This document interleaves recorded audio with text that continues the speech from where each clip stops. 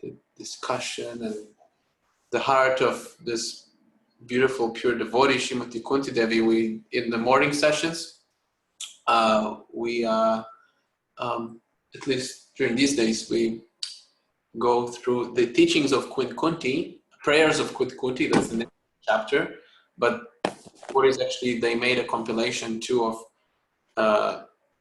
Prabhupada's giving classes around this topic of Queen Kunti, and they entitled that Teachings of Queen Kunti. It's a very beautiful book. It's a mixture of the verses and Prabhupada's lectures and classes around this. And yeah, that's actually the most spoken, the verse that the chapter that Prabhupada would give the most classes about from the Srimad Bhagavatam, this 8th chapter of the first canto. In the Bhagavad Gita, that's this verse right here that Keith Prabhu wrote a few days ago. That's the first verse of the 7th chapter. Prabhupada would give many classes about this verse.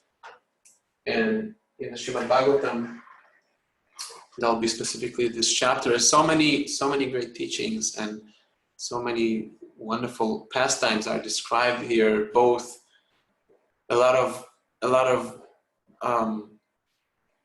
compassion and reflection on this intimate relationship with Krishna, with this devotee, and both a lot of logic, argument, and humor that really puts many different aspects of devotional service into a much broader perspective.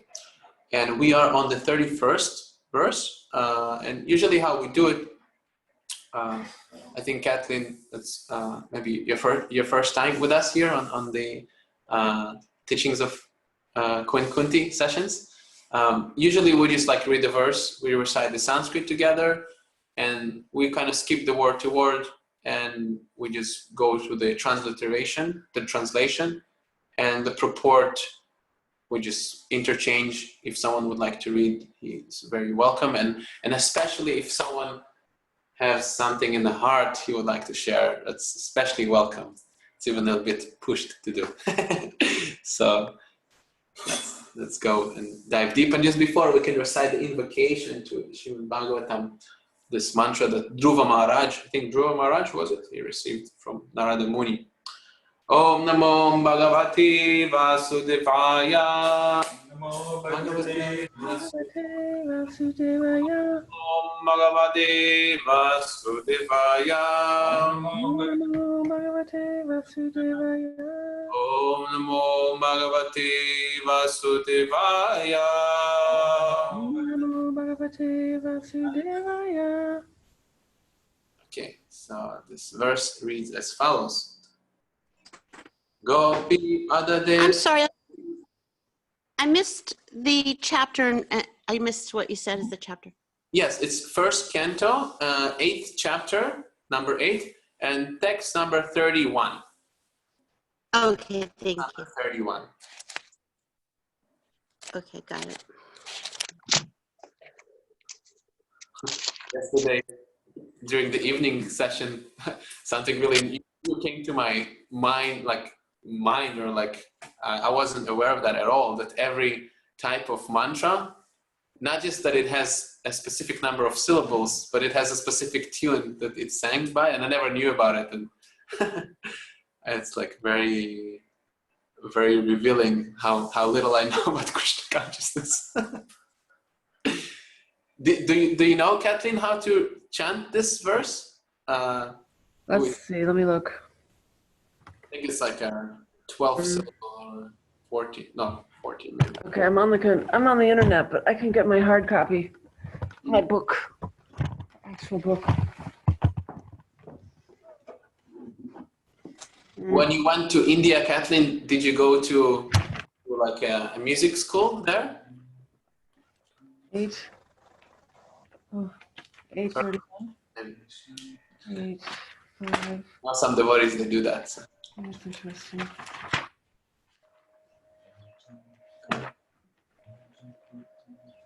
$31. Let's see.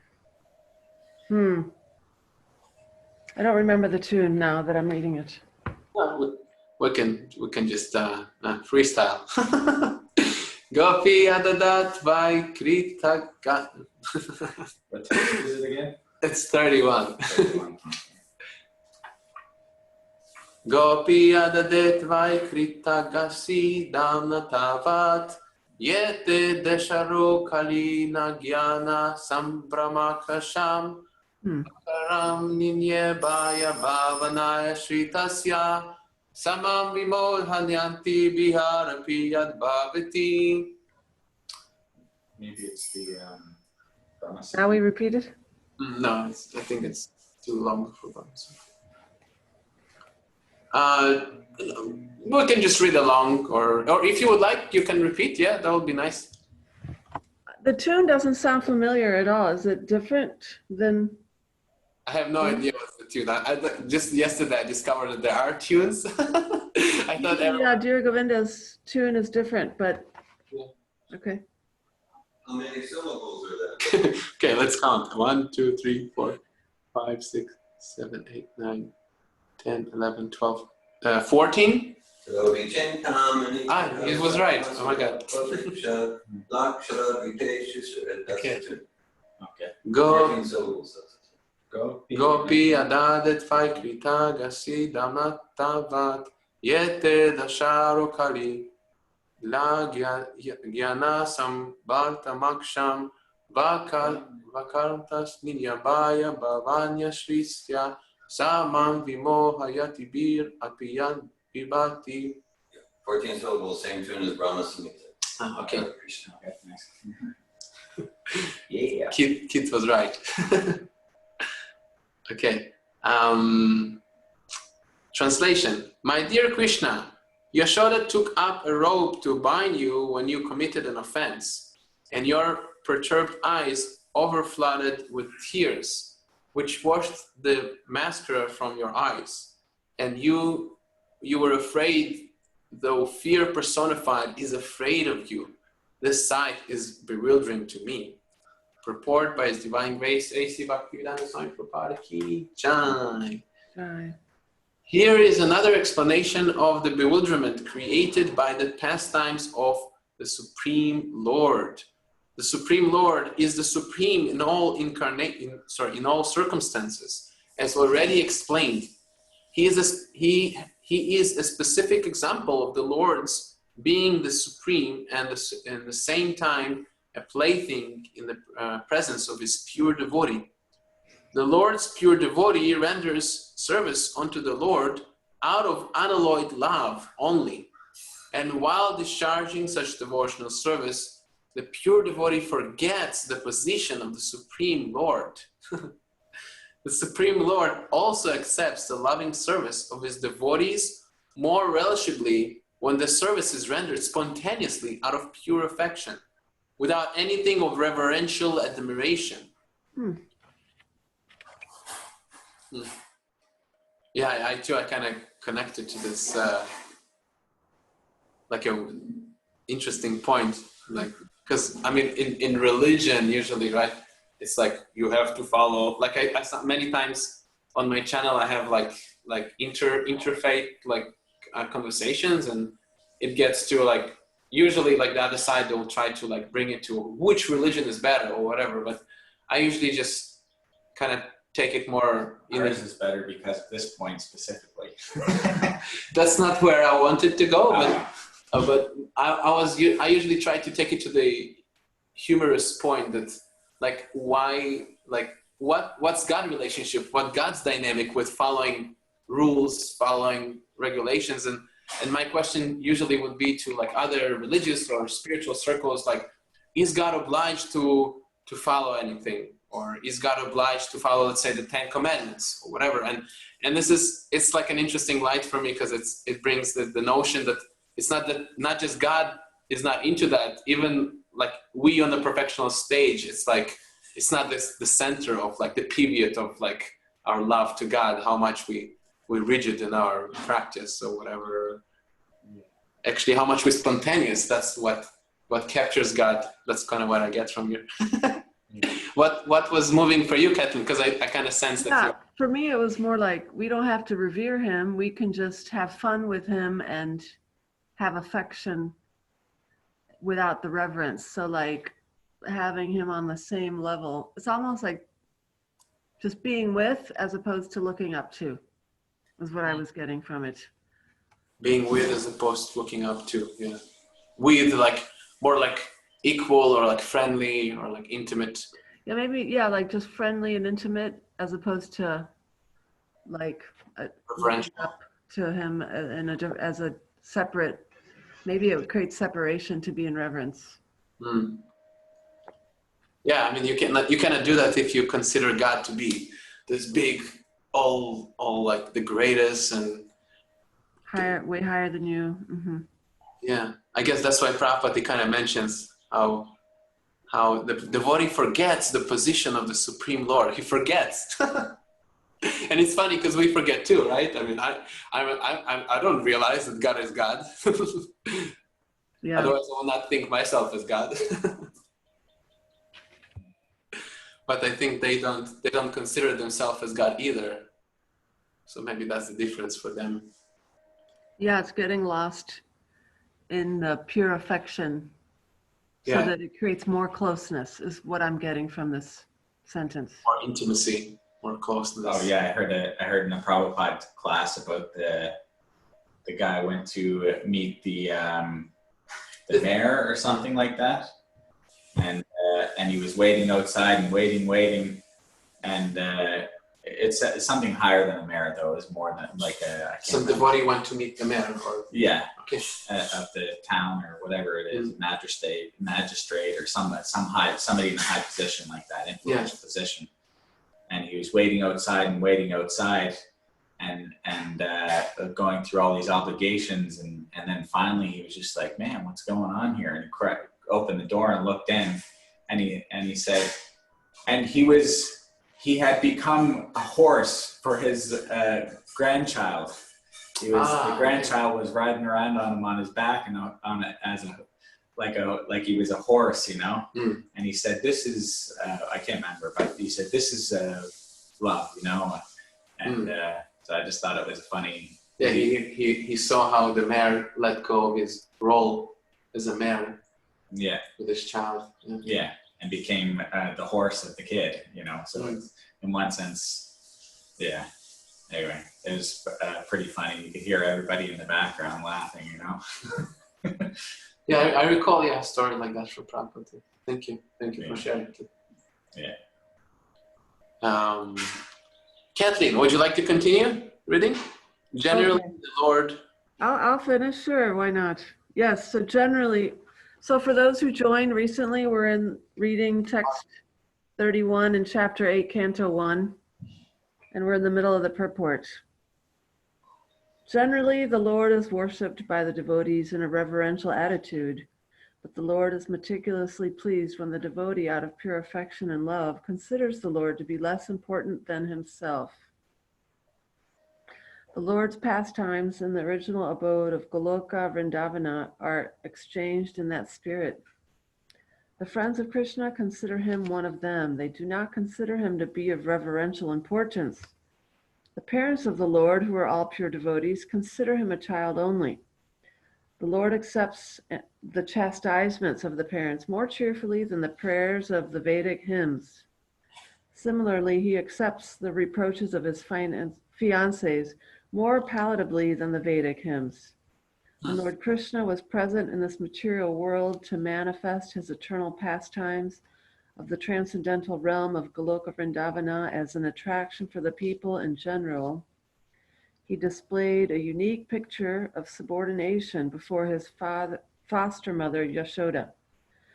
The Lord, in his naturally childish, playful activities, used to spoil the stocked butter of Mother Yashoda by breaking the pots and distributing the contents to his friends and playmates, including the celebrated monkeys of Vrindavana, who took advantage of the Lord's munificence. Mother Yashoda saw this, and out of pure love, she wanted to make a show of punishment for her transcendental child. She took a rope and threatened the Lord that she would tie him up, and as is generally done in the ordinary household. Seeing the rope in the hands of Mother Yashoda, The Lord bowed down his head and began to weep just like a little child, and tears rolled down his cheeks, washing off the black ointment smeared about his beautiful eyes. This picture of the Lord is adored by Kunti Devi because she is conscious of the Lord's supreme position. He is feared often by fear personified, yet he is afraid of his mother, who wanted to punish him just in an ordinary manner. Kunti was conscious of the exalted position of Krishna, whereas Yashoda was not. Therefore, Yashoda's position was more exalted than Kunti's. Mother Yashoda got the Lord as her child, and the Lord made her forget altogether that her child was the Lord himself.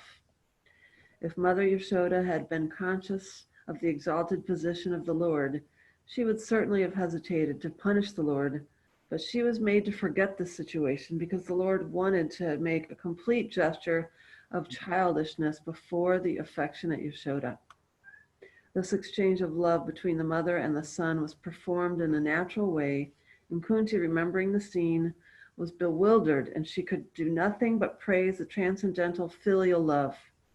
Indirectly, Mother Yashoda is praised for her unique position of love, for she could control even the all-powerful Lord as her beloved child. Hare Krishna. Yeah. Anyone would like to highlight anything from this portion we read?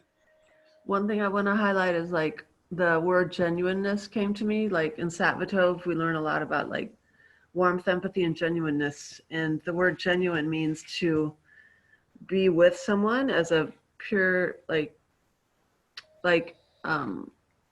in a way that you're not like observing a particular role, but in this case, like she's forgetting his role as the Supreme Lord, but at the same time, she's taking on the role of a mother that is extra loving and also like properly punishing. So it's just an interesting mix of like forgetting one role, but also taking on another role. Yeah, that's a nice, I like that information, how some role is there, but like her personal choice in a role is like very interesting, because one role would not serve Krishna and the other will. Is that what I'm getting from you? Yeah, like she's forgetting that he's the Supreme Lord. Yeah. And so that's like in this way, like being really genuine to like just be with him as in his human form and in his child form, and allowing him to fully experience his child form. Yes. Yeah, if she would have the role of Kunti Devi, that's kind of what I highlighted that portion too, that Kunti was conscious of Krishna's exalted position, whereas Yashoda was not. Therefore, Yashoda's position was more exalted than Kunti's. Like the service Yashoda was doing was inconceivable. Like this is kind of like the bewilderment I'm sensing from Shukadev Goswami, that he's bewildered by the inconceivable service attitude that Yashoda is in compared to Kunti Devi, who is glorifying her. And she couldn't fathom, it seems like she couldn't fathom being in that role for herself. She could not, sorry? It sounds like she couldn't fathom, perceive, or like have concept of doing that because her awareness of his Supreme Lordship. Yeah, there's this pastime when Krishna returns to Mathura and he wants his original mother and father, not like Yashoda and Nandan, they too, they're Krishna's mother and father, but they're like the foster parents. They too, they're like not aware of that until a certain period of the pastimes. But when he returns to Mathura and he meets his biological, however it's called, his Devaki and Vasudev, they very like in awe and reverence. They cannot like just spontaneously, like if my child would like just escape somewhere and I would not see him for 16 years, I mean, I would just like run and hug him or whatever. But they're like in such awe and reverence, they cannot even do that. And Krishna is like disturbed, like, what is going on with you? Come on. So he casts over them this yoga maya, right, cloud? And then he jumps and they cradle him, and it becomes like a similar relationship to Yashoda and Nanda Maharaj, but he has to do something for that. Yashoda and Nandan, like I get this like notion that their position is so exalted that Krishna even doesn't need to do anything for them to have that dynamic that pleases him the most, the spontaneous dynamic. I like how Prabhupada used the word meticulously, Krishna meticulously. The Lord is meticulously pleased when the devotee, out of pure love, pure affection and love, considers the Lord less important. Less important than himself. Meticulously, that's like a new, sort of like a new word for me. It means in detail, with great attention and detail. Yeah, it's an interesting choice of words. I'm not sure how that's meant in this case. It usually means you're paying attention to many details. Well, that I think the example that Ramachandra used about them, Nanda. Yashoda? I'm having a brain fart. The other one. Devaki and Vasudev. Devaki and Vasudev, not like wanting to, they're treating him with awe and reverence. So that's like a detail.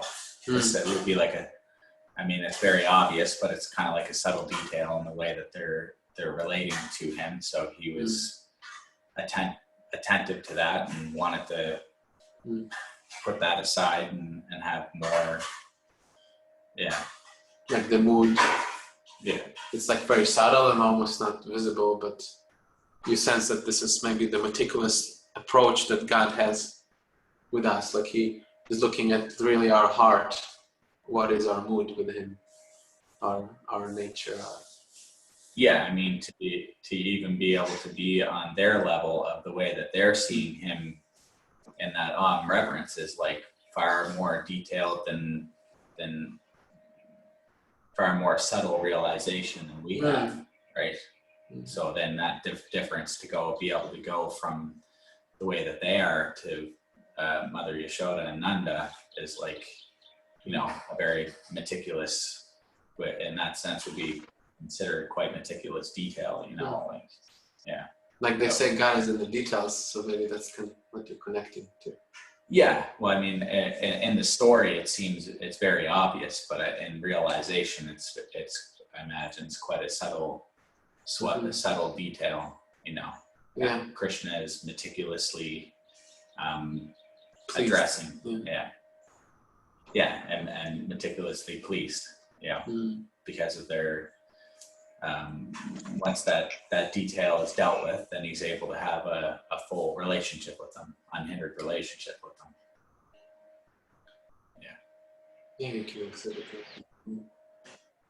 I think Kim raised the hand. Yes, Kim? Oh, yeah, the verse made me think of a few things. With when you're brought up in Western philosophy, religion, you definitely taught from a reverential attitude, I would say. But one thing I always noticed, but I didn't understand until learning some about Krishna consciousness, because that shows you can have these different really beautiful relationships with Krishna as a friend, or as, I don't know, girlfriend, and as a mother, parent. But the one thing I noticed growing up is I had one friend who was Baptist, and she'd always speak of baby Jesus. And I was never grown up learning about in baby Jesus, But I always noticed, before I even knew Krishna consciousness, that when she would speak about baby Jesus, she seemed to have so much love for baby Jesus. And now I'm thinking, that she really had that kind of relationship. She was in that maybe parenting type relationship with God and didn't even really realize it or understand it the way we learn about it in Krishna consciousness, but it was actually a very sweet, wonderful relationship she had.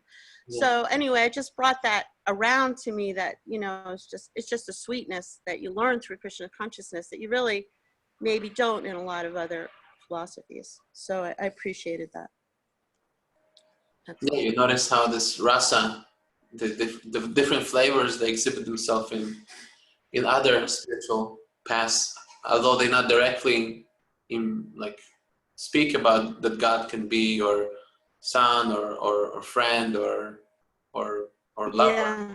but they do have that. That's beautiful. I remember my friends, they once sent me like pictures from Mexico, and in Mexico the temples, the synagogues, the churches, they're very different in a sense that they worship Jesus as a little baby, and they're very colorful, and they have like garlands, and it's very similar to like a Vedic temple. Like it's very colorful and Yes. different. Yeah, that's sweet. Yeah. It kind of made me Thank think you. that's maybe why this like the external manifestation of their love and tenderness to Jesus manifested through this vibrant type of worship. So Yes. for bringing it up. Yes. Yeah. Thank you, Kim. Thank you. Okay, let's try the next one. It looks like there are less syllables here, and now I'm even more bewildered. 1, 2, 3, 4, 5, 6, 7, 8. Okay, 8-syllable mantra. Yeah. No. No. Yeah. Kachitahur ajam jatam punya shlokasya kirtaye yado priyasya navirvaye malayasya va chanandanam. Bhakti Keith Prabhu, would you like to read translation? Purport. Translation. Some say the unborn is born for the glorification of pious kings, and others say that he is born to please King Yadu, one of your dearest devotees. You appear in his family as sandalwood appears in the Malaya hills. Purport. Because the Lord's appearance in this material world is bewildering, there are different opinions about the birth of the unborn. In the Bhagavad Gita, the Lord says that he takes his birth in the material world, although he is the Lord of all creations and he is unborn. So there cannot be any denial of the birth of the unborn, because he himself establishes the truth. But still, there are different opinions as to why he takes his birth. That is also declared in the Bhagavad Gita. He appears by his own internal potency to reestablish the principles of religion and to protect the pious and to annihilate the impious. That is the mission of the appearance of the unborn. Still, it is said that the Lord is there to glorify the pious King Yudhisthira. Lord Krishna certainly wanted to establish the kingdom of the Pandavas for the good of all the world. When there is a pious king ruling over the world, the people are happy. When the ruler is impious, the people are unhappy. In the age of Kali, in most cases, the rulers are impious. Therefore, the citizens are also continuously unhappy. But in the case of democracy, the impious citizens themselves elect their representative to rule over them, and therefore they cannot blame anyone for their unhappiness.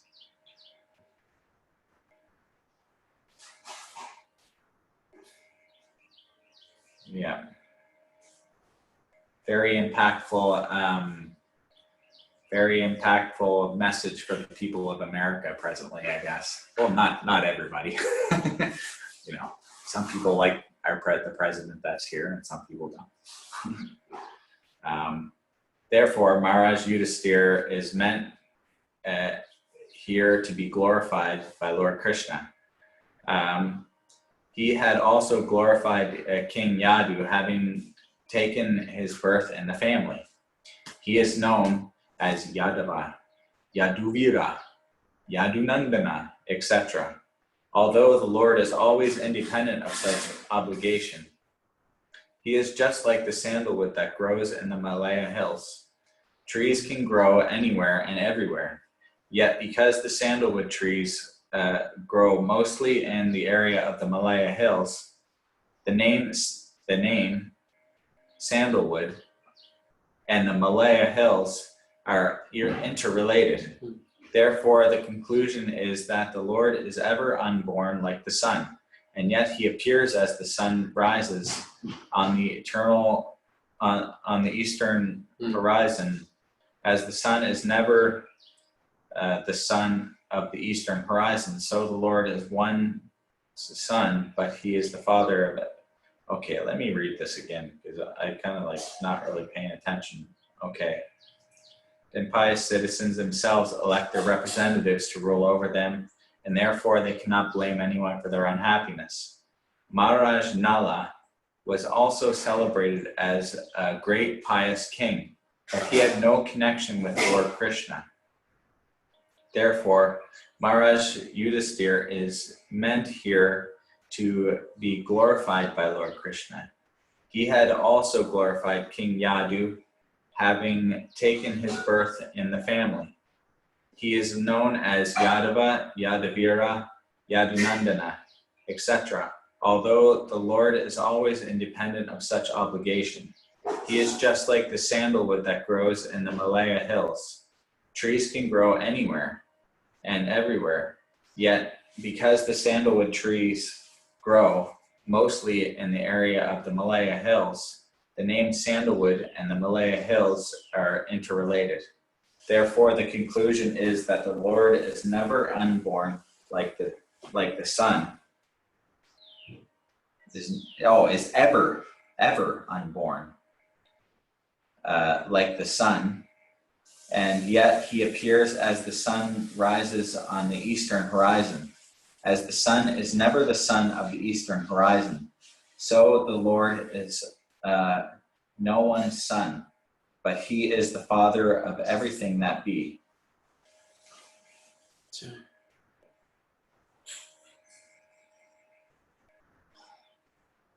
Yeah, I kind of experienced how God is non-partial but partial at the same time. Like Krishna, just like the sandalwood, it's not that it's property or monopoly of Malaysia, but because it's so popular there, it's known for producing very good sandalwood. So Krishna could have appeared anywhere in the Yadu or so many dynasties, but he chose to appear in the Yadu dynasty, and that's beautiful. His personal choice, just his creativity to decide to do something rather not to do something else. It's like, again, like it's such a intimate aspect of God that I perceive here. I'm perceiving that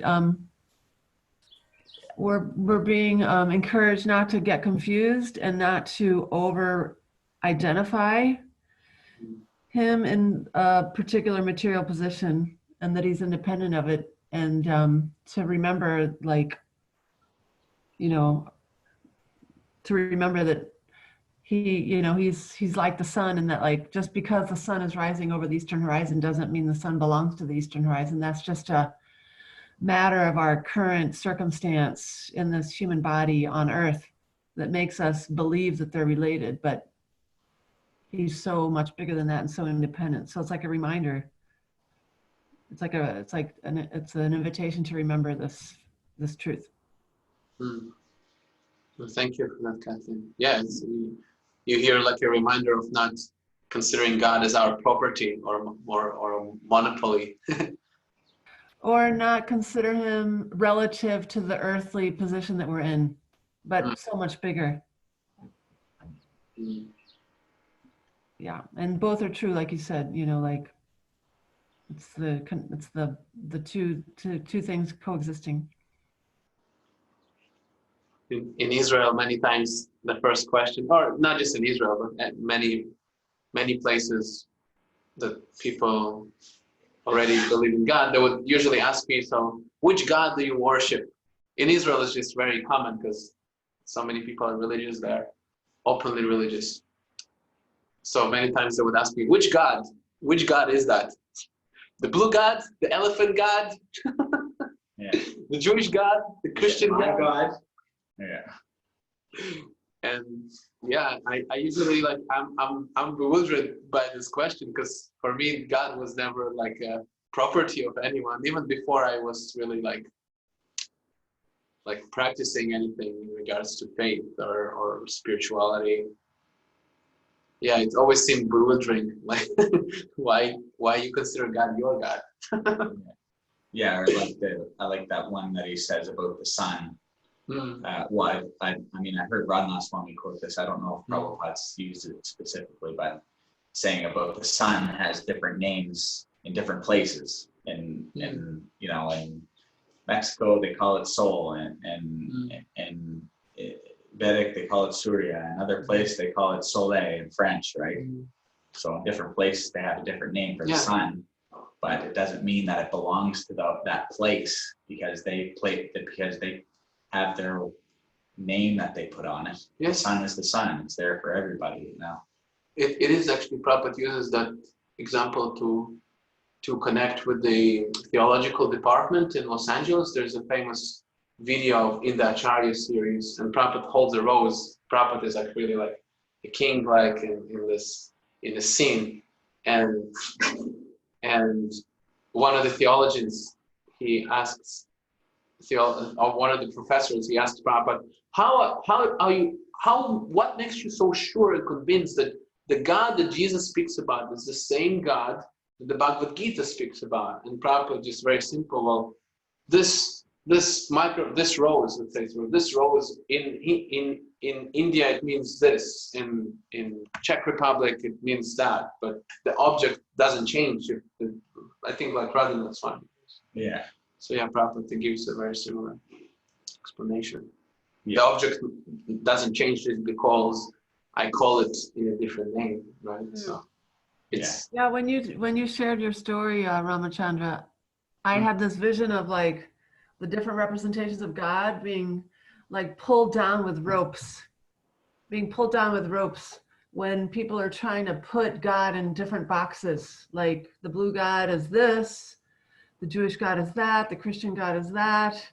And it felt very restrictive, very limiting, very, and I've had a sadness about it, that they wanted to separate all the different kinds of gods with certain characteristics and there's some sort of like, it makes people comfortable sometimes to be able to categorize and separate things so that they can feel like they, can, I don't know, like categorize things, can have like this way of comforting people so that they can feel like they have control over something. But it just felt very, very, very separative and disconnecting and like a little bit sad. Yeah, it makes you sad, even maybe even hurts you, because you have feeling for Krishna, you have feeling for God, and there you see that they want to limit God. They don't want God to be God, to be who He wants to be, right? I remember, I think Shama Sundar Prabhu, in his book about chasing the rhinoceros, probably Dhira Govinda Prabhu knows more about this pastime than me, because I read like the introduction.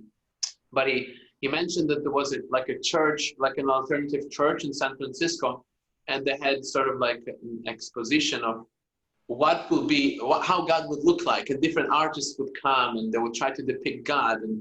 And I think what I remember, he reflected how there was this one image that caught his attention, that they tried to put like everything together, like the Indian gods, the Christian, like the Jewish, the Islam, everything together. But like when I was hearing about it, like I had like kind of the same like sadness, in the sense that this is too, it's limiting, right? If I tell you, you have to be everything now. You cannot, no, why are you wearing orange? You have to wear orange, green, purple, this, that, everything you have to wear all the colors, be all the genders, have like all the food stuff.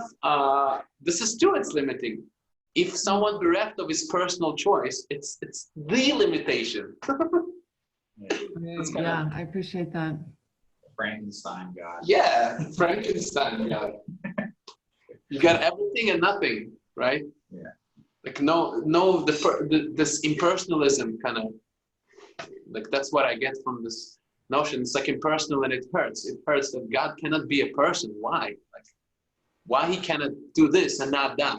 Discretion is like part of being a person. Is you discriminate. Okay, now I want something sweet. Now, what's wrong with that? Why do I need to explain myself to anyone? That's my personal choice. Like in relationships, for me, like I think one of the like most beautiful things or like highest types of relationships, like between like regular human beings even, is that when you don't have to explain your personal choice, like especially when you don't have to say why no, like I don't want to do something. And of course there's like a childish side to that, but there's also a very like unconditional love aspect to that for me, is that when you don't want to do something and you don't have to explain why you don't have to do that, like don't have to tax your brain, because this is just part of your being, your personal, you know. Yeah. So God too, he can decide, like, right, I don't like this, I like that, then why should I explain it to you, you know? Yeah, that's what Carl Jung, they're asking. So you brought up the subject about like, do you believe in God? And then like, you know, then he just says, well, I know. It's not about belief. It's I know that. I know that. It's a knowing. And that was pretty much all of his explanation. It's not like you got into trying to prove this and prove that. He just said, well, I know. Just flat out, you know. Then he just carried on with the rest of what he was talking about, you know. Like, Yeah, he was convinced, and yeah, that was enough for him to convey the feeling too. yeah.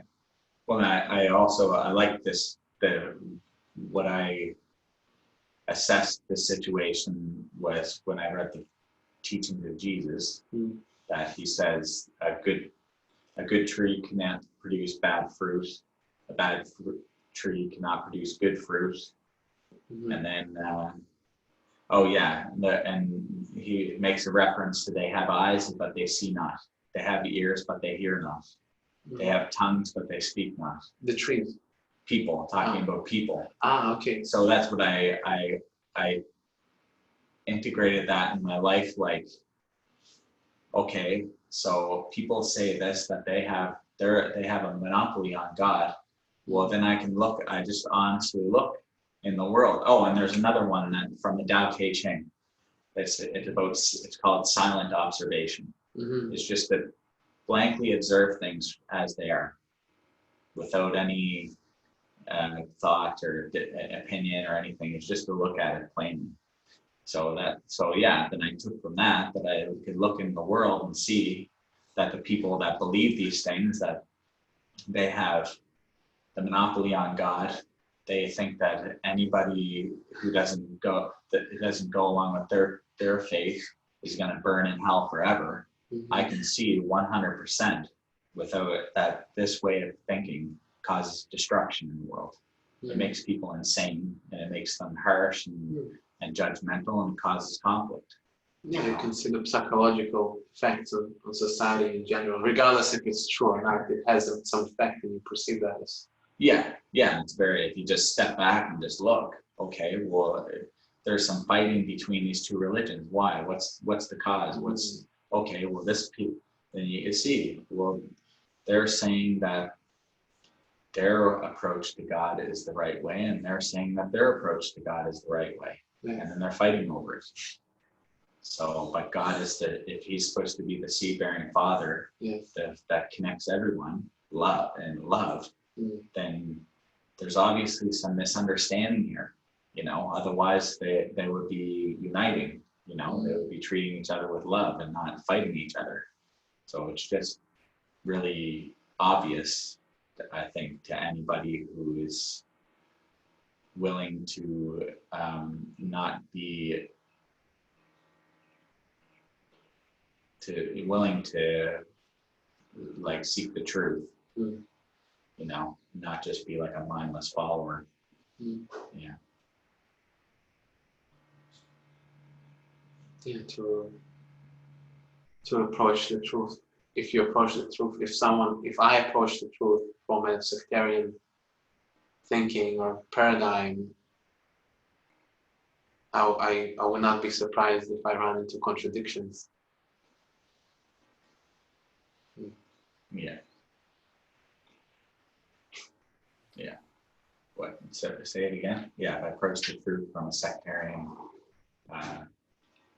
Yeah, like if I think I'm the only righteous person. Well, how about everyone else? Right? Yeah. Is God? That's kind of what I get, like the connection to what we read from what you shared. That maybe you felt how if God is really truly a non-sectarian figure, why should the followers fight over him? Really, they should unite over him. Yeah. Yeah. Oh, yeah. And that's what I think. That's what he was getting to. He's kind of using examples like that, like where he's born, where he's not born, and you know, he's really kind of addressing this.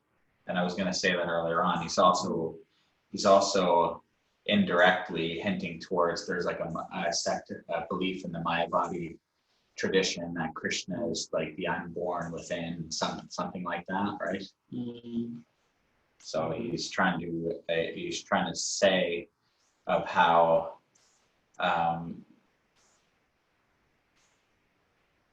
the sun comes up in the east, and then when it's not there, it's perceived as unborn, and blah blah blah. You're not able to perceive it. So he's pointing out about how Krishna is always there. He can be born in this place or that place. Sometimes he's manifest to us, sometimes he's not, but it's just he's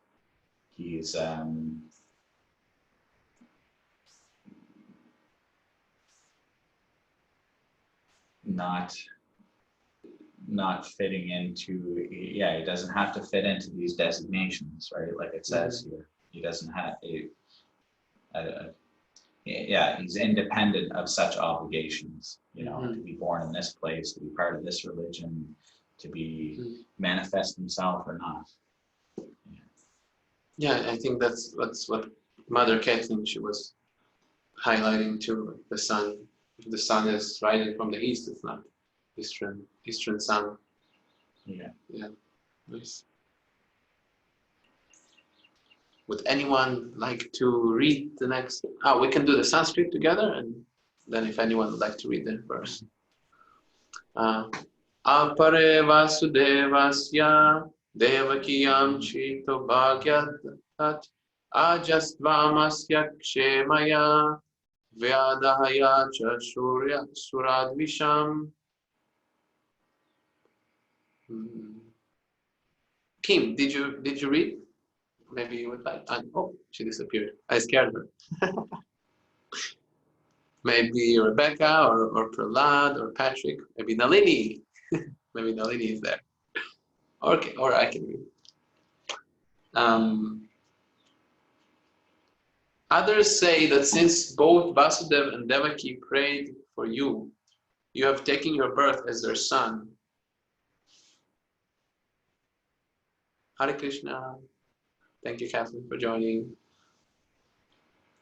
Others say that since both Vasudeva and Devaki prayed for you, you have taken your birth. Hey, it is Nalini. You see it. I knew it's Nalini behind the scenes there. He doesn't want to read, he just wants to make faces. You have taken your birth as their son. Undoubtedly, you are unborn, yet you take your birth for their welfare and to kill those who are envious of the demigods. Purport by Srila Prabhupada Ki Jai. It is also said that Vasudeva and Devaki in their previous birth as Sutpa and Prishni underwent a severe type of penance to get the Lord as their son. And as a result of such austerities, the Lord appeared as their son. It is already declared in the Bhagavad Gita that the Lord appears for the welfare of all people of the world and to vanquish the asuras or the materialistic atheists. Yeah, it's kind of like a parallel verse for me to that Krishna comes to bestow benedictions upon his devotees and to annihilate the non-devotees. Prabhupada many times he says it doesn't have to come to actually annihilate to vanquish the asuras, the demons. He does that all the time, either by the force of time or by natural disasters. But he specifically comes to, Prabhupada says that he specifically comes to bestow benediction or to exhibit these personal and intimate relationships, or I see it like as two benefits simultaneously, like to award his devotee and to broadcast the message of going back home, back to Godhead, showing all these, kind of like a rock star, right? The rock star, he makes enough money from the record label, but he goes and performs and sometimes drags someone to the stage and dances with them or whatever, or does drugs. Just kidding. No drugs, don't do drugs. And everyone is like, oh my God, wow, he's really cool. That's really psychs the fans, right? When their object of worship or whatever, or adoration becomes very relatable, and yeah, this is something very attractive about Krishna, that he exhibits this relativity to us. He appears as a human being, although he's not a human being, or as a boar, or as an animal, or so many characters he takes to make himself more approachable to us. And yeah, that's kind of what I remember. Prabhupada would speak many times about this parallel verse from the Bhagavad Gita, that he appears to annihilate, I don't remember the Sanskrit, annihilate the miscreants and protect the devotees. Forgot. Krishna Chaitanya. So yeah. Would anyone would like to say something about what we read, sort of conclude the experience for you?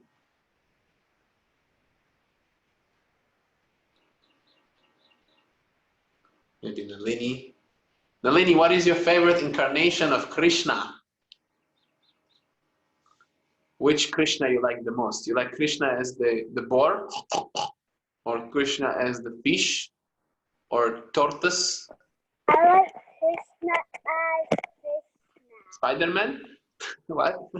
Just kidding. I like the one Krishna. Which Krishna you like?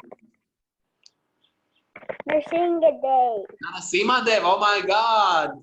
You know, soon as Narasimhadev, you know? Yeah, it's about to be the Appearance Day. Yes, yeah, it is. Narasimhadev, and we have here Prahlad Prabhu, very auspicious. When we speak about Narasimhadev, the devotees are personally present here with us. So yeah, Narasimhadev's Appearance Day is, I think, like 6, maybe? Don't remember. Maybe. Gonna offer something special for Lord Narasimhadev, a pillar made of halwa. Oh, my mom has never made halwa, but Oh my God, you have to fix that. my mom has. My mom has. What are you gonna make for Narasimhadev? The cake? We're gonna make. Can you tell us the recipe of your chapatis? Chapatis? Yes. Come on. Yeah, chapatis. Narasimhadev has something more opulent than chapatis. Well, we make chapatis sometimes when we have rice and dal. Maybe puris. Let's make puris for Narasimhadev. Puri and ice cream.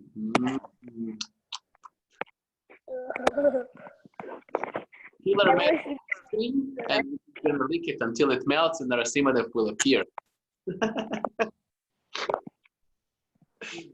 That, okay, we're diverting attention from the pastimes of Queen Kunti. I Yeah. want to have a good time. How about you, Prahlad Prabhu? Who is your favorite Krishna? I have no idea. Or you can ask, maybe Nalini, you can ask maybe mommy or daddy, who is their favorite Krishna, favorite incarnation of Krishna? Or maybe Mommy, what's your favorite part? What's your favorite something? I don't know how to say it. favorite incarnation of Krishna, favorite Krishna. Incarnation of Krishna.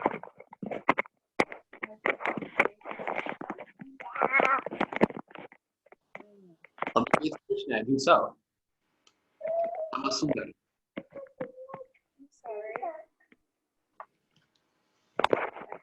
Govinda, Hari Purush.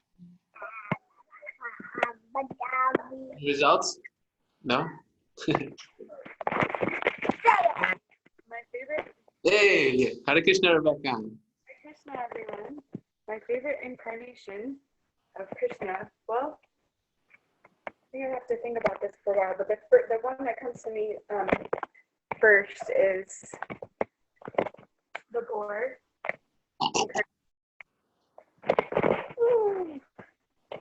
The boar. I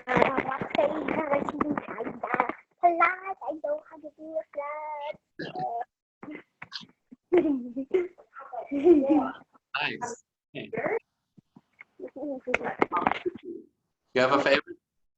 Mine is also Nishringadev. Oh, I think Keith has a bid with Narasimha Dev. Yeah, because I'm a warrior. Are you a warrior too, Nalini? Spider-Man and Iron Man. You're gonna grow up to be a hero, huh?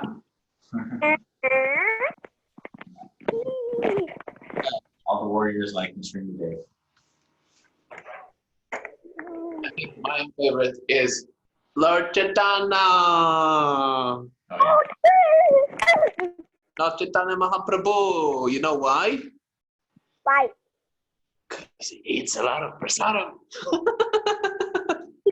chapati. He likes everything. Once he ate the whole room like this, full of prasadam from the floor to the ceiling. That was crazy. If it actually happened. And a truck full of sweet rice. He just drank the whole thing. Gee. Blop, blop, blop, blop, blop, blop. And ladus. And he rolled ladus. Yeah, I've heard the story where one of the saintly people that lived a long time ago, he would only ask for chapatis because he didn't get any food, and he would only ask for chapatis. Lord Chaitanya or Narasimha Dev. No, not those two. Lord Chaitanya? What? Who asked for chapatis? Lord Chaitanya? It's not one of Krishna's incarnations. It's not him. Maybe Varaha. Give me chapati. Well, philosophically, he's like Lord Chaitanya is not an incarnation; he's Krishna himself. Ah, wow. Yeah. Very good. Very good, Prabhu. Are you? Naha Krishna, Nahe Anya. Something like that. Very good. Very good. Please accept me as your... Thank you so much, Prabhus and Matajis, for joining. Either you watched the rebroadcast or you watched us live. Make sure you hit the like and subscribe button and share it with your friends. Hare Krishna. Ram Ram. Haribol.